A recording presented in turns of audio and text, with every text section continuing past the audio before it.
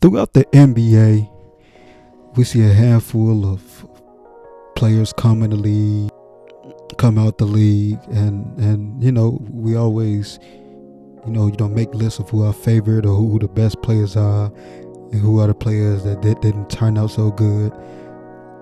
So today's video, I wanted to make my list of the top 10 overrated NBA players. So let's get started. Number 10, Dominique Wilkins. The Dominique Wilkins teams he has played for as follows: the Atlanta Hawks, Boston Celtics, San Antonio Spurs, Orlando Magic, and the LA Clippers. He has 9 All-Star appearances, 0 titles.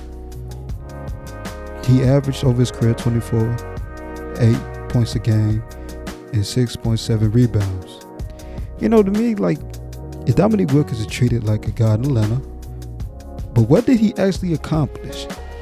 Sure, he appeared in countless highlight reels and won a pair of slam dunk contests, but the Hawks failed to make the playoffs in 3 of his seasons with the franchise and were eliminated in the first round on 4 other occasions.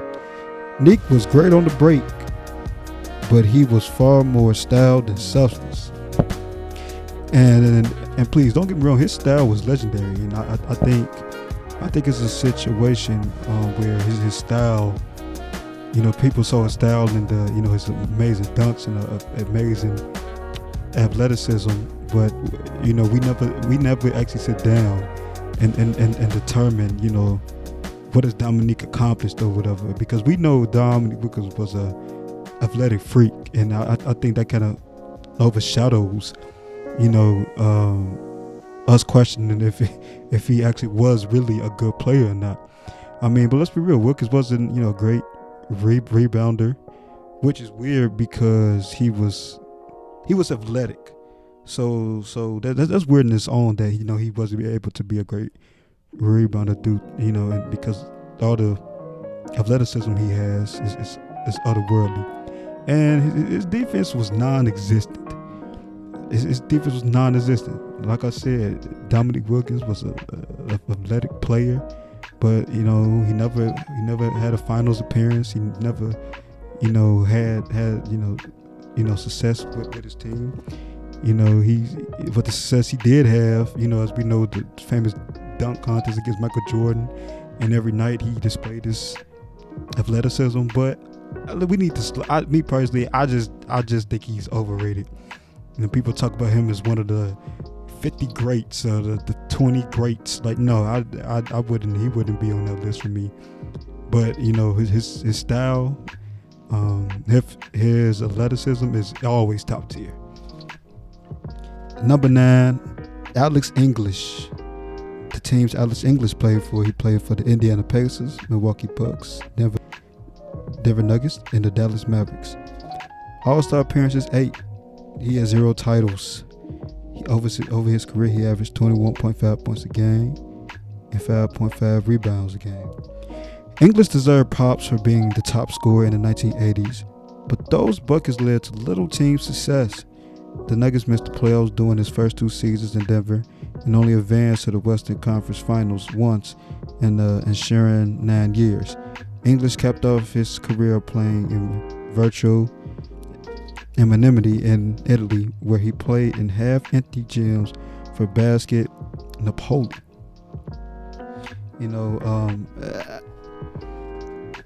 Alex English, great, scores, but once again, as you're gonna see throughout this list, you're gonna see a running theme, and that theme is what was the success, as far as team wise, what did the team accomplish when he was on there. And, that's what I'm judging this about. Of course, you can make separate lists of individual talent, but my list, I just look at different teams and some of the players that we call great. I look at the whole team as a collective. I'll be like, okay, but what did all of this? What did this accomplish? Together. And I look at Alex English. We name him too as one of the greats. Overrated for me. Let's move on to number 8. Number 8, Jimmy Fredette. Now this is easy. I feel like everybody knows Jimmy Fredette and knows the hype he came with coming out of college or whatever. I mean, come on, man, for God's sake, this man was compared to the likes of Stephen Curry and Steve Nash when he was coming out of college. And how'd that turn out? Not so good. Teams he played for: Sacramento Kings, New Orleans, Chicago Bulls, Phoenix Suns, and New York Knicks. All-Star appearances 0, NBA titles 0. The man over his career only averaged 6 points a game and 1 rebound a game. Jim Fredette may not be overrated by NBA talent evaluators, but he is grossly overrated by fans who kept on expecting him to become the player he was at when he played for BYU, where he led the nation in scoring during his senior season. Unfortunately, Fredette's lack of athleticism and poor ball handling skills prevented him from ever finding a permanent home in the NBA, and have turned him into a basketball nomad destined to roam the earth in search of a paycheck. I really don't think he needs a deep explanation into why he's overrated. But once again, I feel like us as fans, we kind of overrated him. A lot of scouts are already kind of seeing it right on the wall. So I mean, I feel like this was a simple choice. So yeah, he's number 8 on the list. Number 7, Draymond Green. Oh, Warriors fans, I can hear him now. But Draymond Green, All-Star appearances 3. Yeah, he won 3 NBA titles. He averaged over his career 9 points a game, 6.9 rebounds a game. Now I put Draymond in one of those categories as a player who plays his role really well.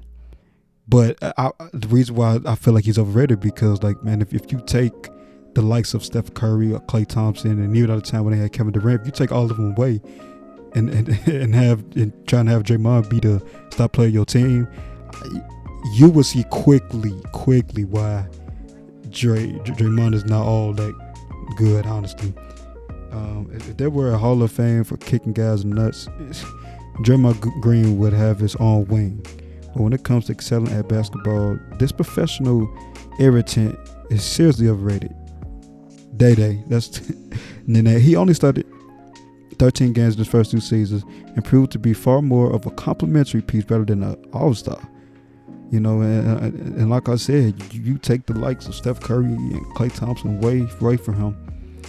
It's easy to see why he's not really he's not that great player. But like I said, he is a great role player. And he plays his role very well, and actually it's a important piece to the Golden State team. But by himself, he's overrated. Number 6, Ben Wallace. Now Ben Wallace is weird because he actually falls into kind of that same category of Draymond as a player who by himself wouldn't be all that good, but he plays his role well. He has played for the Washington Wizards, the Pistons, the Bulls, Orlando Magic, Cleveland Cavaliers. He has 4 All-Star appearances, 1 NBA title. He averaged 5.7 points a game over his career, 9.6 rebounds over his career. Wallace has long been a fringe Hall of Fame candidate thanks to defensive prowess, but his prime was remarkably short. The 4-time Defensive Player of the Year didn't become a full-time starter until his 4th season in the league, and averages 3.6 points per game during his final 5 seasons. No one would deny that he made the most of his limited skill set, but Wallace doesn't deserve a spot in the halls of the game's all-time greats. Like I said, Wallace falls in that same category as Draymond do. A player who was good in his role, a player who was good at being physical, getting rebounds for that Pistons team. And I mean, you can make the argument that without Ben Wallace on that 04 Pistons team, do the Pistons even win the title? Because you obviously, if you don't have Ben Wallace, you miss that physical toughness, you miss the rebounding. But if you had a team where Ben Wallace was your main player, that probably wouldn't be a good team. Ben Wallace by himself, he wouldn't be that good. And I think we get caught up with putting players like this because of the team success, and integral part that players like Ben Wallace and Draymond Green have to their team. We look at that, be like, oh, we automatically, they're, they great.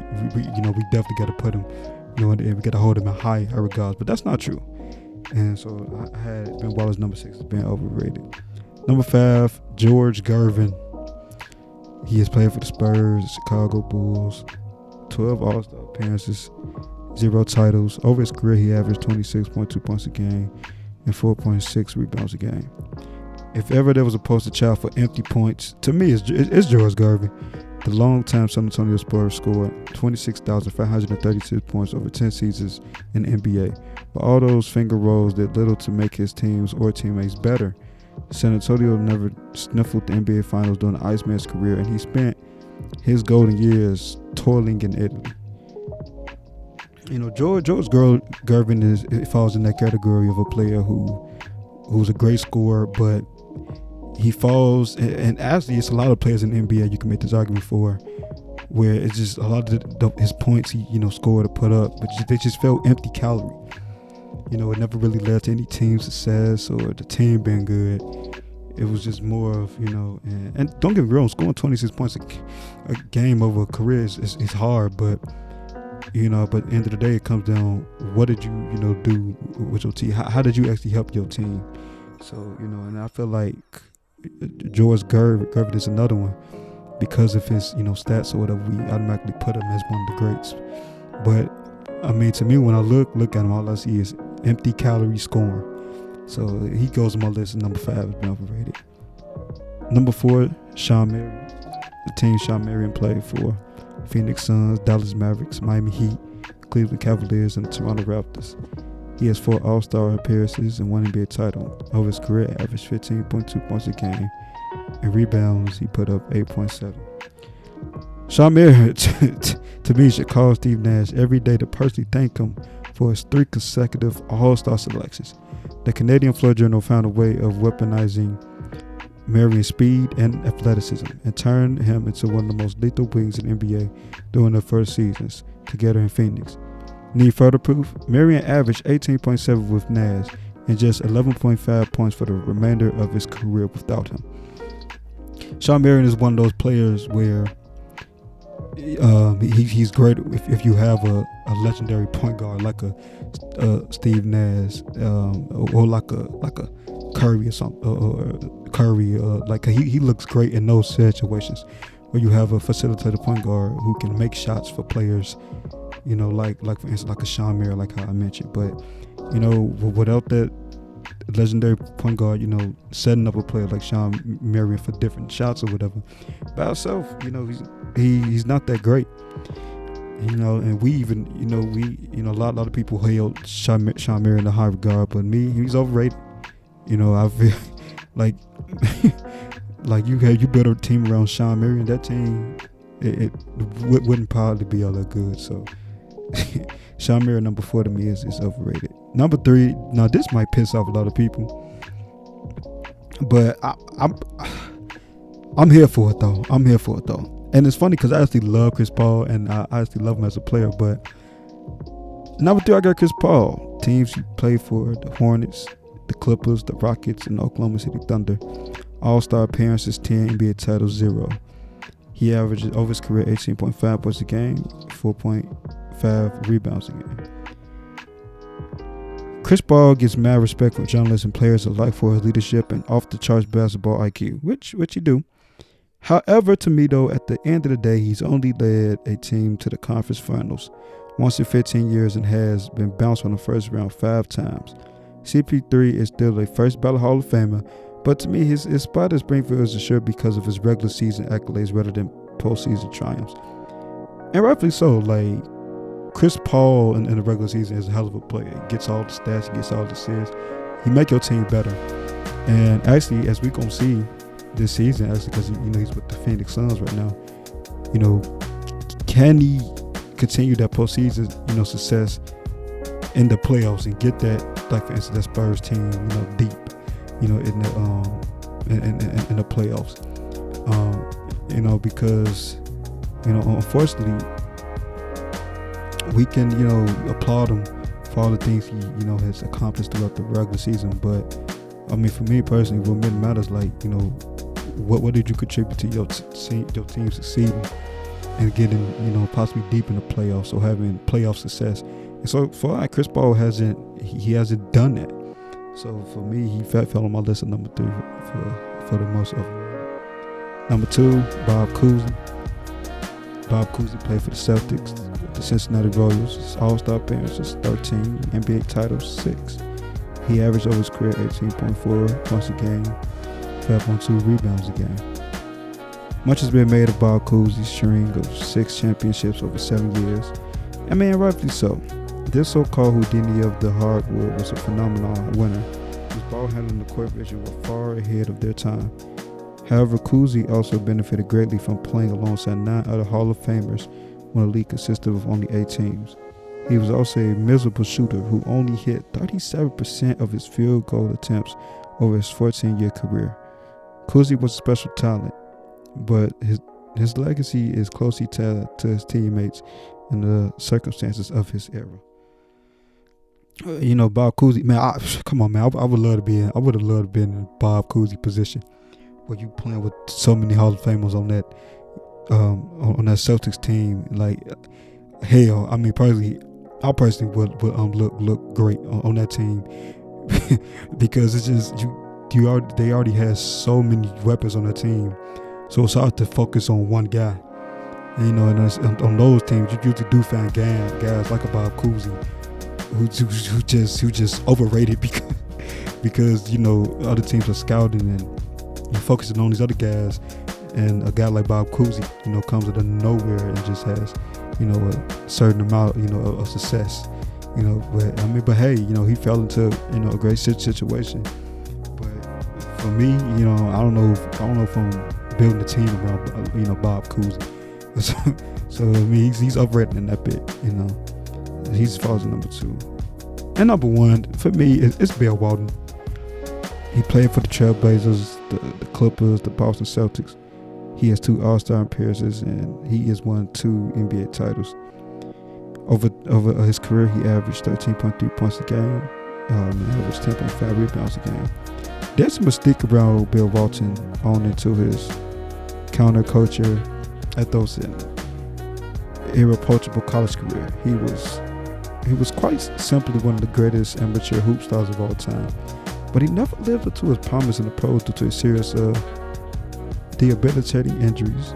Big Red, his nickname, he only appeared in 468 out of a possible 1,148 NBA games, and hamstrung 2 different franchises because of his large salary and inability to perform. There are plenty of deadheads who would love to wax poetic about Walton over a big bowl of purple kush, but he remains one of the most overrated NBA players of all time to me. Bill Walton is one of those stories, and I'm gonna be coming up with a series, and it's gonna be mainly devoted to players who was in college and the way you look at them in college, you felt like, oh, this guy's gonna be something in the NBA. But then once they come to the NBA, they never actually flourish and do the things that they was projected to do. Their skill set never grows, or they never become that player that the media and analysts and fans expect it to be. And to me, Walton fell in that category. And he came to the league, and it just never panned out for him. And a lot of people love him. I mean, I love him. He's a cool guy, but I mean, to me, if you having him on your 50 greatest list or this and that, I mean, I would have to argue he's to me he's a bit overrated. But that's just my list, And I would love to hear y'all in the comments. Tell me some of y'all most overrated players, or call me out on some players y'all think I'm tripping about, I'm tripping about it.